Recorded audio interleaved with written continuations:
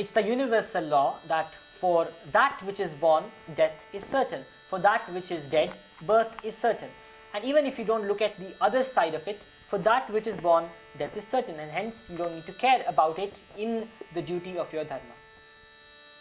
Avyaktadini bhutani vyaktamadhyani bharata avyaktadidhananyeva tatra ka paridevana.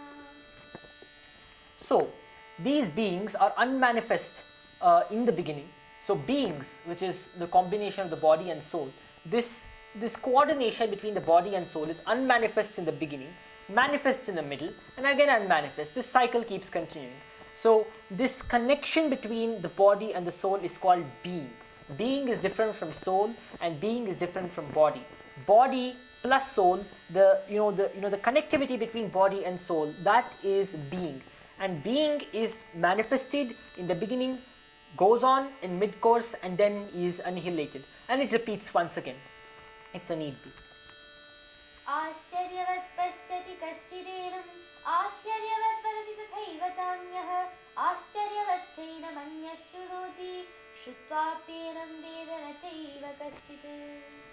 About the soul, when we hear of the soul, many of us feel, ascharya, or, we are actually surprised. Ascharyavat paschati kaschidenam. One sees the soul, one actually looks at the soul with surprise. This whole concept of the soul is surprising to many people.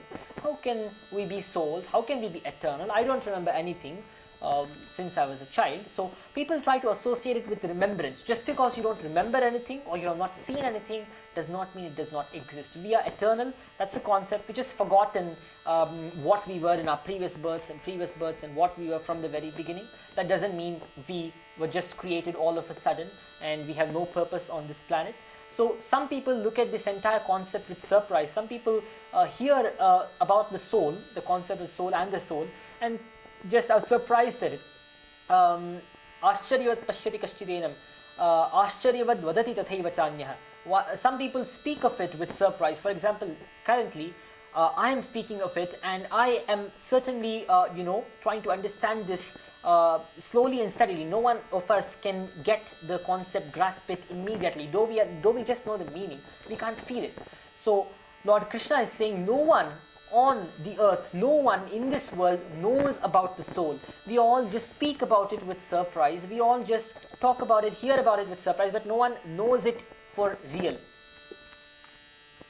Dehi nityavadhyoyam dehe sarvasya bharata tasmat sarvani bhutani natvam shotitum. So the soul inside the body is eternal. Hence, you don't need to grieve for its death or its birth. Swadharmamapi chavekshya navikampitum धन्याद्युद्धात् सेयोन्यत् क्षत्रियस्य न विद्यते. Now Lord Krishna goes to the next point. However, this point is connected with the previous point, which means just because a body has goes through this constant process of birth and death and the soul is eternal doesn't mean that we can go on a killing spree and kill everything or just even kill animals. This is not a justification for sadists or those who kill, saying that it's after all the soul is eternal, so I'm not doing any damage to the soul. I cannot do damage to the soul, so if I kill the body and cause pain, so what is the problem there? So Lord Krishna brings the concept of dharma here. For we have to go according to dharma, avoid causing pain to any other creature around you. That is very important. Even though pain is transient, you must not be the cause of pain, and only dharma, only via the root of dharma can you, that too only as a kshatriya who has the duty of bestowing punishment or a pain or pleasure upon the subjects based on the tenets of dharma, can do this. So even based on your dharma, Lord Krishna says, you are supposed to fight. Hence do not run away from this duty. It is your duty. So because it's your duty, you must not grieve for the death of the creatures upon whom you are inflicting pain, nor must you feel guilty because what you have done is right and based on dharma.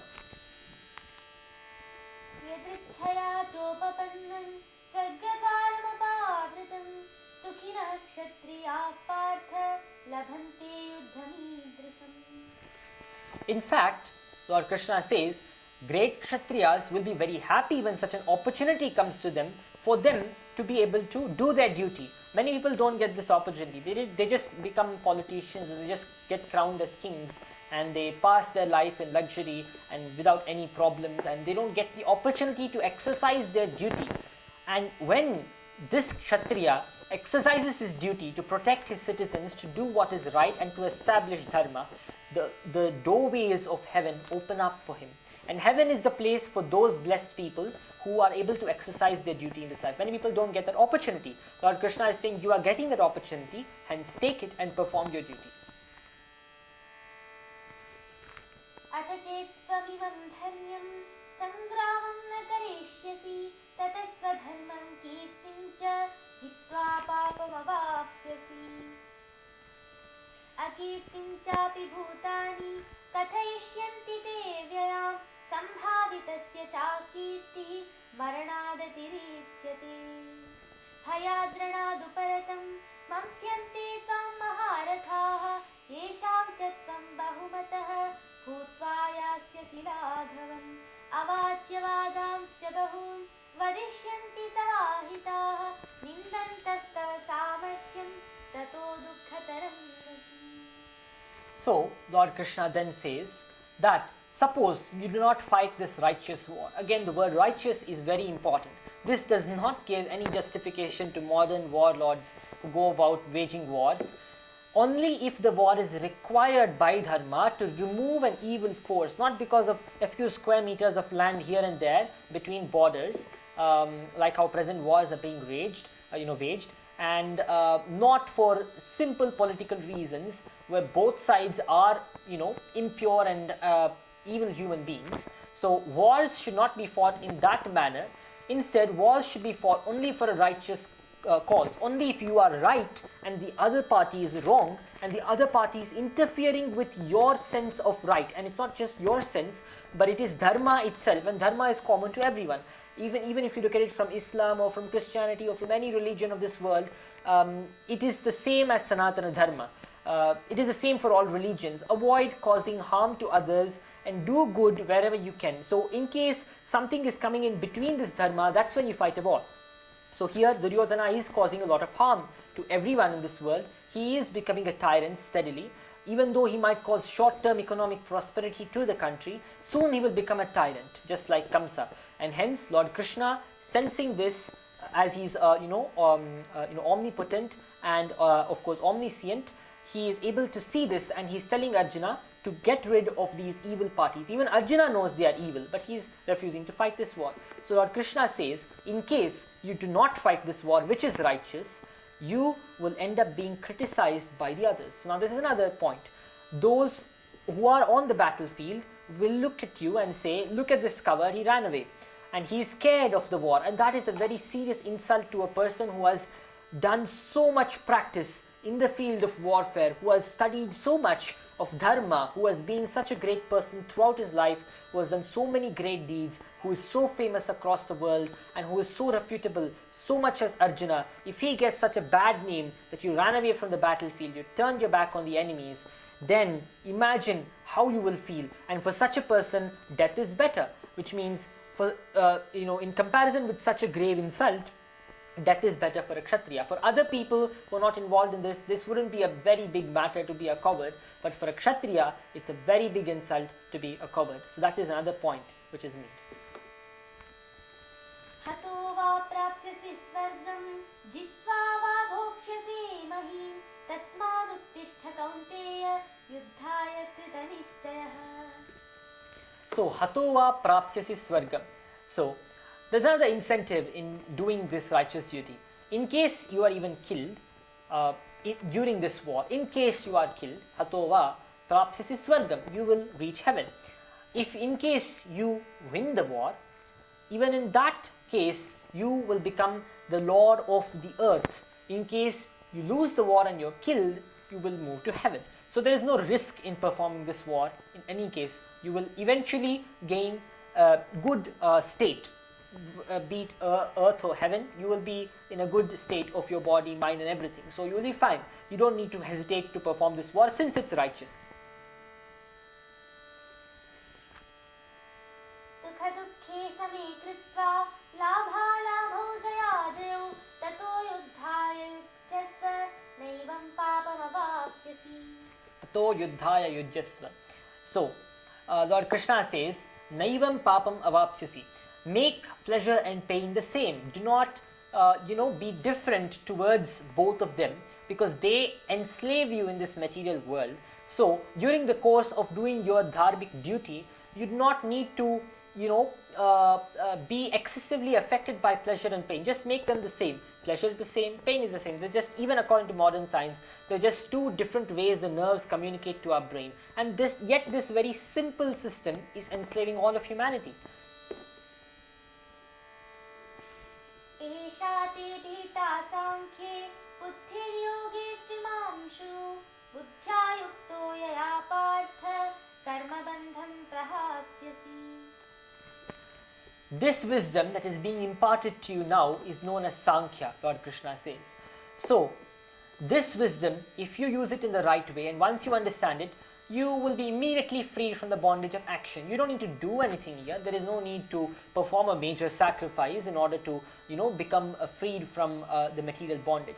You can get many things out of sacrifice, out of material pursuit, out of physical labor. But moksha, you cannot get out of any form of physical labor. No matter what you do, you can build 100 temples, you can do 100 different things. These are all ways to come to the level of understanding, but you cannot get moksha out of it. You will get moksha only through understanding. It is, while saying it, it seems very difficult, but if we are able to really feel and understand what is mentioned in these few verses, we can get moksha instantly. We don't even need to wait for death. Moksha will be available to us instantly as a jivan mukti. So during life itself, we will be liberated totally, because once we understand everything, there is nothing else which can, enslave us, because the enslavement is also within our understanding. देहाभिक्रमनाशोऽस्ति प्रत्यवायो न विद्यते स्वल्पमप्यस्य धर्मस्य त्रायते महतो भयात्. Following this dharma, even in a small way, can help you, can save you from the greatest fear. What is the greatest fear here? Arjuna, such a great warrior, is experiencing fear. There is no greater fear than the fear of dilemma, not knowing what to do. That is the greatest fear. Fear of many things, like people have fear of height, fear of so many different things. But that kind of fear isn't that great compared to the fear when you do not know what to do. And Arjuna here, being such a great warrior, is not scared of anything. He's not scared of 1,000 warriors, 1,000,000 warriors surrounding him. He's not scared of death itself. He's ready to die. But he's scared of not knowing what to do. So, understanding this basic value of Sankhya, this basic philosophy of Sankhya, which is the reality of life, not just a philosophy, understanding this reality of life will save you from this greatest fear. व्यवसायात्मिका बुद्धिः एकेह कुरु नन्दन बहुशाखाह्यनन्ताश्च बुद्धयो व्यवसायिनाम्. The resolute people, those who are firm-minded, vyavasayatmikaha, they are single-minded. They look at everything with one mind, and they are steadfast in their observations. Whereas those who are not controlled, those who are not wise, those who are not resolute, they will look at things from 100 different angles, and they will not be able to reach the truth. They have endless justifications, endless thoughts, one thought contradicting the other, and total confusion at the end of the day. So even despite having a sharp intellect, they will not have resolute nature. So unless you are resolute, you will not be able to understand this. You have to be resolute to understand this, not having different ways of thinking. Moment you have different different thinking, continuous different thinking and different minds, basically you don't know what to do, your purpose itself is destroyed, and doubts come into picture, and doubt is a demon according to the Vedic scriptures. So when you have too many doubts, it is dangerous. Whereas unless there is a demon, the Lord cannot help, teach you the truth. So when there is a demon, the Lord comes into picture and gives you wisdom. So only when there is demons, only when there is adharma, Lord comes to establish dharma. Hence, only when there are doubts can your answers come into picture. So only because of Arjuna's doubt, we today have the Bhagavad Gita here. So even doubt has a dual purpose. यामिमां पुष्पितां वाचं प्रवदन्त्य विपश्चितः वेदवादरताः Partha Now coming to speak of the people who are very interested in the Karma Kanda of the Vedas. The Vedas, for those of you who know, is comprised of two divisions mainly. One is Karma Kanda and one is Jnana Kanda, based on the instructions they give. Since the Vedas are the Lord Himself, they have many secret meanings embodied within the verse itself, and the ups and downs of the verses themselves have some deep meaning within them and have some sonic vibrations that are enshrined within them. But there are two parts of this mainly. One is the Karma Kanda, one is the Jnana Kanda. The Karma Kanda makes you interested in work. It says like, you perform this sacrifice and you will get this kind of benefit, material benefit. You will become this or you will become that and continue performing these sacrifices. It is not a lie. The Veda is always truthful. So it is just one part of the Vedas is, Pushpavada. It is just giving you in different types of flowery language. It is trying to entangle you further within the the mire of material existence. The Vedas have this portion as well, and of course the Vedas are totally full of goodness. So it's based on which way we read the Vedas. So Lord Krishna is saying, do not get entangled in this Karma Kanda way of the Vedas. The Yamivam Pushpitam Vachan Pravadantyavipashchitaha. And in fact, the Veda is not telling you this. Avipashchitaha. People who are not wise, they read the Veda in different ways and they translate the Veda in different ways. They explain the Veda in wrong ways. So do not listen to them and do not get bewildered by all that flowery language of the Veda. कामात्मान स्वर्गपराः जन्म कर्म फलप्रदा क्रिया विशेष बहुला भोगैश्वर्य गतिं प्रति. Those who are affected by these flowery languages of the Karma Kanda of the Veda that is being described by unwise people, the Vedas themselves have deep meanings. So even the portions which seem materialistic are not actually materialistic unless you understand them properly. Hence, it's important to study Vedas with Vedanta. Vedanta is the Upanishads, and the Upanishads have been presented in the Bhagavad Gita in a simple way. So unless you understand the Vedas with the Bhagavad Gita, which is the essence of the Upanishads, you will be prompted to go into an endless mire of material existence yet again, despite going to the root of knowledge, which is the Vedas themselves. The Vedas are the root of knowledge. So despite trying to go to the root of knowledge, you'll be again pushed back into material existence. So do not get affected by these flowery languages of the Vedas that are present in the Vedas. Misinterpreted. भोगैश्वर्य प्रसक्तानां तयापहृत चेतसां व्यवसायात्मिका बुद्धिः समाधौ न विधीयते. So these people, based on the last two verses, these people who rely on the Karma Kandas and even on this does not just apply to the Vedic Karma Kanda, but to any Karma Kanda even in modern science and modern existence, wherein everyone as an eternal law of material nature, as an eternal attribute of material nature, we all hanker behind pleasure all the time. So once someone tells you that there is a great pleasure beyond this, and there is something beyond this, beyond this, beyond this, we keep on going beyond it endlessly. The moment we know of something that is new, we go on beyond it. In some ways, knowledge is enslaving. In some ways, it is liberating. So material knowledge can enslave you further, because the more you know about something that can be even more pleasurable for you, the more it will enslave you. On the other hand side, spiritual knowledge is liberating. The more you know that something can liberate you, the more you will liberate yourself. त्रैगुण्य विषया वेदाः निस्त्रैगुण्यो भवार्जुन निर्द्वन्द्वो नित्यसत्तस्थः निर्योगक्षेम आत्मवान्. So the previous verse, along with this verse, Bhogaishwarya Prasaktana, Bhoga Aishwarya, Bhoga is enjoyment, Aishwarya is opulence.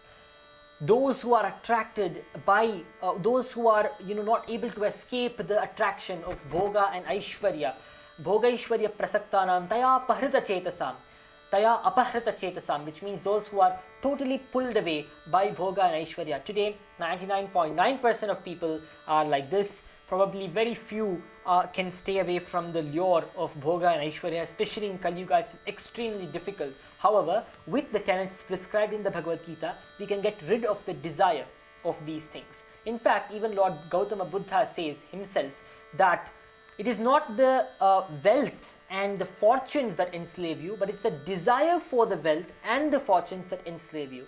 For example, great Rajarshis in the past were surrounded by opulence, were surrounded by all sense objects overall, but they didn't have the desire to have them, and because of not being affected by those particular sense objects, they remained in the eternal position and they were able to carry out their duties without being perturbed.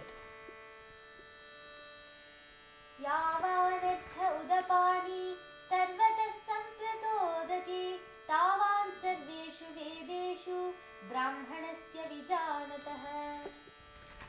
So these portions of the Vedas are Traigunya Vishaya Vedaha. They are about Sattva, Rajas and Tamas. Everything that's mentioned in the the non-philosophical areas of the Vedas are all about Sattva, Rajas, Tamas. Sattva, Rajas, Tamas. You be Sattvic, you get this. You be Rajasic, you get this. You be Tamasic, you get this kind of state in this birth or in that birth. So that's the Vedas.